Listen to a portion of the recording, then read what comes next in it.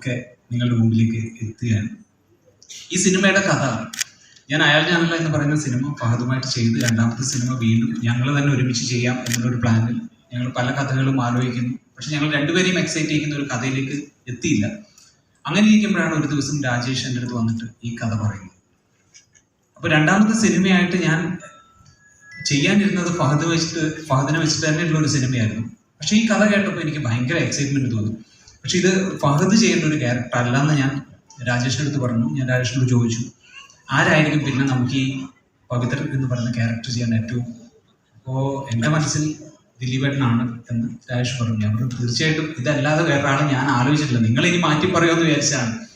പക്ഷേ അറിയില്ല, കാരണം ഞാനും ദിലീപേട്ടനും ഇതിനു മുമ്പ് ഒരുമിച്ച് അഭിനയിച്ചിട്ടില്ല. പല വേദികളിലും നമ്മൾ ഉണ്ടായിട്ടുണ്ട്, അമ്മയുടെ പ്രോഗ്രാമിലും ഒക്കെ ഉണ്ടായിട്ടുണ്ട്. പക്ഷേ ഒരു കഥ പറയാൻ, അപ്പോൾ എനിക്ക് ആദ്യം എൻ്റെ മനസ്സിൽ വന്നത് എന്താണെന്ന് വെച്ച് കഴിഞ്ഞാൽ, വർഷങ്ങൾക്ക് മുമ്പ്, അതായത് അയാൾ ഞാനല്ല ഞാൻ ചെയ്യുന്നതിന് മുമ്പ് ഞാനും ഫഹദും നിരന്തരം കാണുന്ന വളരെ സിനിമകളിലും സിനിമയുടെ കഥകളും ഒക്കെ ചർച്ച ചെയ്യുന്ന ഒരു കാലം ഉണ്ടായിരുന്നു.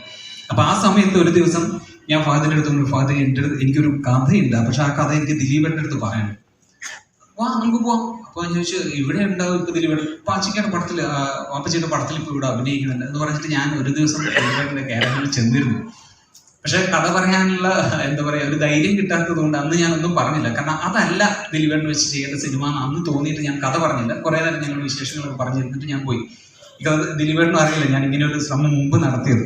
അപ്പൊ രണ്ടാമത് വീണ്ടും ഇങ്ങനെ ഒരു സിനിമയുമായിട്ട് രാജേഷ് പറഞ്ഞ കഥയുമായിട്ട് ഞാൻ ആദ്യം ചെല്ലുന്നത് ലാലുവേട്ടൻ്റെ അടുത്താണ്, ലാൽ ജോസ്. അപ്പോൾ ലാലുവേട്ടനായിട്ട് ഞാൻ നിരന്തരം ഇത്തരം കഥകൾ പറയുകയും നമ്മൾ സിനിമ ചർച്ചകളൊക്കെ ഉണ്ടാവാറുണ്ട്. അങ്ങനെ ഒരു ദിവസം ഞാൻ ഈ കഥ പറയുന്നു.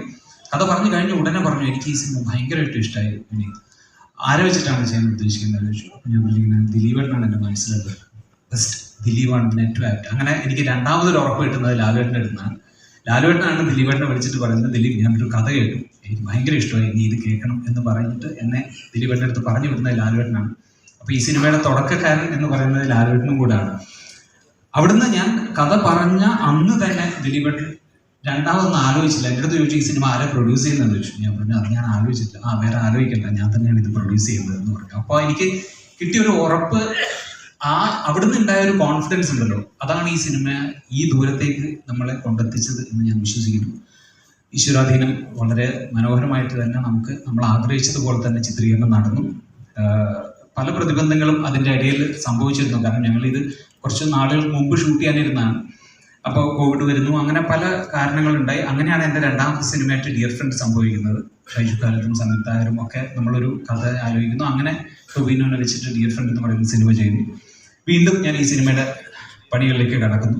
ഇത്രയും കാലഘട്ടം, അല്ലെങ്കിൽ 2019 ഞങ്ങൾ എഴുതി തുടങ്ങിയിട്ട് 2024 ഇറങ്ങുന്ന സമയത്ത്, 2024 ഈ പടം ഇറങ്ങുന്ന സമയത്ത് ഇതിൻ്റെ ഏറ്റവും രസകരമായിട്ടുള്ള ഒരു കാര്യം, രാജേഷ് എൻ്റെ അടുത്ത് ഈ കഥ പറഞ്ഞതിന് ശേഷം ഞാൻ രാജേഷിനോട് ചോദിച്ചു, രാജേഷ് ഇത് എഴുതാൻ എത്ര സമയം എടുക്കണം?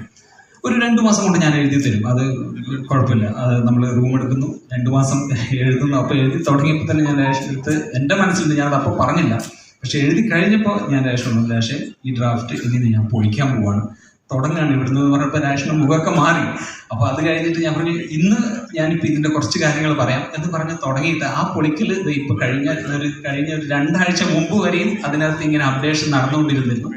അപ്പോൾ ഏറ്റവും അതിൻ്റെ എന്താ പറയുക, എല്ലാ രീതിയിലും അതിൻ്റെ ഒരു എസൻസ് കൊണ്ടുവരാൻ വേണ്ടി ഞങ്ങളുടെ ഭാഗത്ത് എല്ലാം ശ്രമം ഉണ്ടായിട്ടുണ്ട്. ഇതെല്ലാം കഴിഞ്ഞ് ദിലീപേട്ടൻ ഈ സിനിമയിലേക്ക് വന്നപ്പോൾ തൊട്ട് ഞാൻ വളരെ ആത്മാർത്ഥമായിട്ട് ഞാൻ പറയുന്ന ഒരു കാര്യം, ദിലീപേട്ടൻ പലപ്പോഴും വിശ്വസിക്കുന്നത് ദിലീപേട്ടൻ്റെ ഭാഗ്യം കൊണ്ടാണ്, അല്ലെങ്കിൽ എന്താ പറയുക ദൈവാധീനം കൊണ്ട് മാത്രമാണ് ദിലീപേട്ടൻ ഈ നിലയിൽ എത്തിയെന്ന് വിശ്വസിക്കുന്നത്. പക്ഷെ കൂടെ പ്രവർത്തിച്ച ഒരാളെന്ന് ഞാൻ പറയാം, ഇത്രയും കഠിനാധ്വാനം ചെയ്യുന്ന അല്ലെങ്കിൽ നമുക്ക് ഫോളോ ചെയ്യാൻ പറ്റുന്ന വേറൊരു നടനില്ല.